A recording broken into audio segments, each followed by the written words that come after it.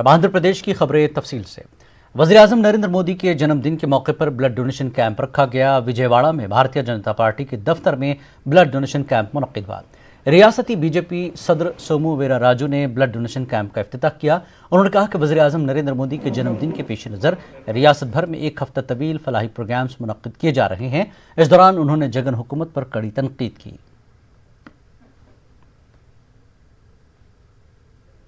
PM Modi's program is continue in a big way in Andhra Pradesh. At the same time, we fourth day program we conduct blood camp organized by the Yuva Morcha.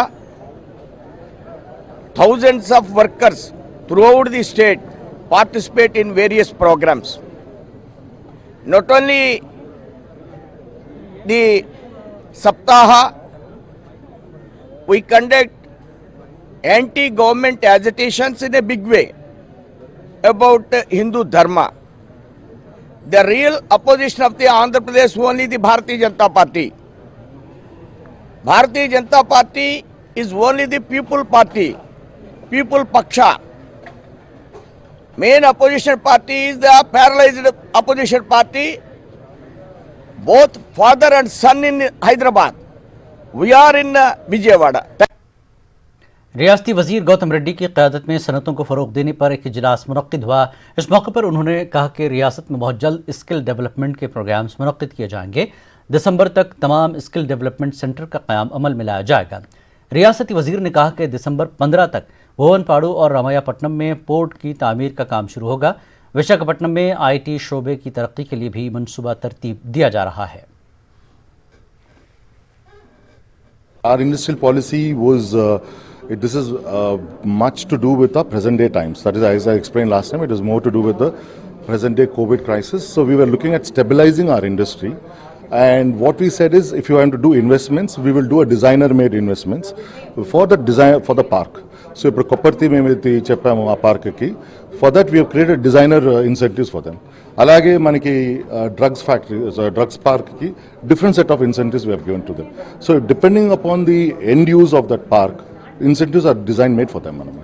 We have asked for them to participate in our skill program and also to facilitate in additional infrastructure projects in the state, for which they were very positive, and they said to submit the proposals and they will take it up very early. Kurnool जिले के कदीम शहर अदुनी में गुज़श्ता दिनों हुई बारिश की वजह से ईदगाह का कुछ हिस्सा मुनहदिम हो गया है। गुज़श्ता साल भी ईदगाह की दीवार मुनहदिम हो गई थी। मकामी रुकन असम्बली ने ईदगाह का दौरा करते हुए सूरत हाल का जायज़ा लिया था। एक साल के दौरान सिर्फ कागजी कार्रवाई मुकम्मल हुई है, अब तक फंड मंजूर नहीं हुआ। ईदगाह कमेटी के अरकान ने हुकूमत और मुस्लिम नुमाइंदों से अपील की कि वो इस जानिब तवज्जो दें और फंड मंजूर करवाएं, वरना बची कुची इमारत का मजीद हिस्सा भी मुनहदिम हो जाने का अंदेशा है। तंजीम ईदगाह कमेटी भी इस काम के लिए गुज़िश्ता साल जब ये मुनहदिम हुआ था 20 अक्टूबर को, हमारे रुकन असम्बली जनाब साई प्रसाद रेड्डी साहब और हमारे अदोनी के माइनॉरिटी लीडर्स को यहाँ पर आकर विज़िट किए थे, वो आकर देखे थे और जल्द से जल्द हमें यकीन दिलाया था कि वो ईदगाह की असर तामीर जल्द करवाएंगे। मगर एक साल का अरसा गुजर गया, अब तक इस इमारत का कुछ नहीं हुआ है। शायद काम पेपरों का तो पूरा हो चुका है, वो फाइनेंस कमीशन तक पहुंच गई है, लेकिन अमल में अब तक नहीं आया कि वो क्या हुआ है अब तक और क्यों तामीरी काम नहीं हो पा रहा है। मैं जनाब साई प्रसाद रेड्डी साहब और मुस्लिम अक़लियती लीडरों से गुजारिश करता हूं कि वो जल्द से जल्द हमारे ईदगाह की तामीर में ताउन करें ताकि ये पूरी इमारत मुनहदिम होने से बच सके। All India Muslim personal law board के रियासती सदर अल्ताफ़ रज़ा ने औक़ाफ़ी अराज़ियात पर हो रहे नाजायज़ कब्ज़ों को रोकने का मुतालबा किया। उन्होंने कहा कि औक़ाफ़ी अराज़ियात का कोई पुरसाने हाल नहीं है, हुकूमत की लापरवाही के सबब अराज़ियात पर कब्ज़े हो रहे हैं। अल्ताफ़ रज़ा ने औक़ाफ़ी अराज़ियात के तहफ़्फ़ुज़ का जगन हुकूमत से मुतालबा किया।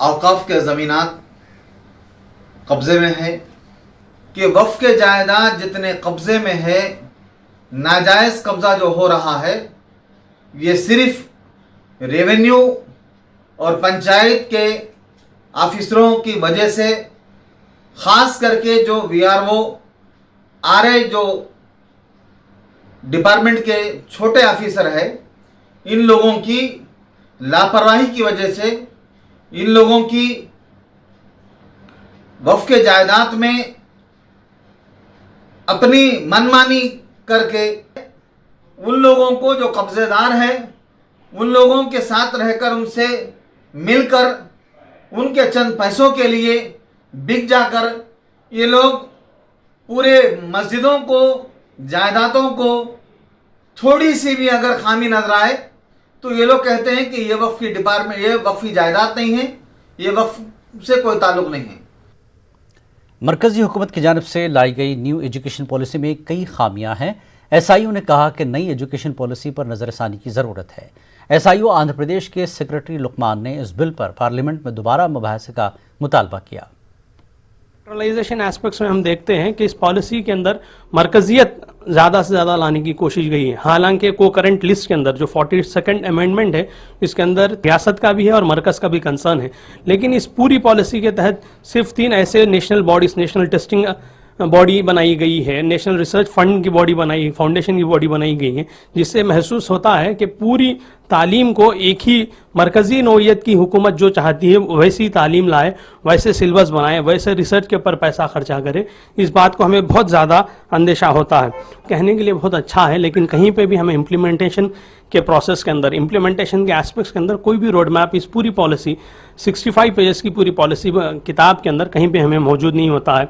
इसीलिए हम चाहते हैं कि इस पॉलिसी को फिर डेमोक्रेटिक अंदाज से फिर पार्लियामेंट में लाया जाए, इस पॉलिसी को फिर सभी के दरमियान रखा जाए, पूरे एस्पेक्ट्स के अंदर डिस्कशन किया जाए, हर कैटेगरी के लोग इसके ऊपर गुफ्तगू किया जाए, फिर उसके ऊपर फिर रजामंदी हो और उसके बाद फिर हुकूमत चाहे कि पूरी रियासत के ऊपर, पूरे मुल्क के ऊपर इसे ये करे। आखिरी एक बात है आपके सामने रखता हूँ, इस पूरी पॉलिसी के अंदर कहीं पे भी स्टूडेंट इलेक्शन का जिक्र किया गया नहीं, कहीं पे भी डेमोक्रेटिक इन्वायरमेंट यूनिवर्सिटीज़ के अंदर का कोई जिक्र किया गया नहीं, कहीं पे भी ऐसा माहौल फराहम नहीं किया गया कि आइंदा नौजवान तलबा आइंदा आके है ना सोशल सर्विस का काम कर सके, पब्लिक डोमाइन में काम कर सके, ऐसी कोई जिक्र इस पॉलिसी के तहत नहीं। पॉपुलर फ्रंट ऑफ इंडिया और एसडीपीआई के कारकुनों की खिदमात को सराहते हुए उन्हें तहनीत पेश की गई। गुज़श्ता 3 माह से करनूल ज़िले में पॉपुलर फ्रंट और एसडीपीआई के अराकीन कोरोना से मरने वालों की आखिरी रसूमात अंजाम देने का काम कर रहे हैं। बिला लिहाज मजहब व मिलत ये कारकुन उनके मजहबी अकायद के मुताबिक आखिरी रसूमात अंजाम दे रहे हैं। इनकी खिदमात को सराहते हुए Nandiya glass and aluminium workers association की जानिब से तहनीत पेश की गई और इन कारकुनों को एसोसिएशन की जानिब से 10 PPE किट्स फराहम किए गए।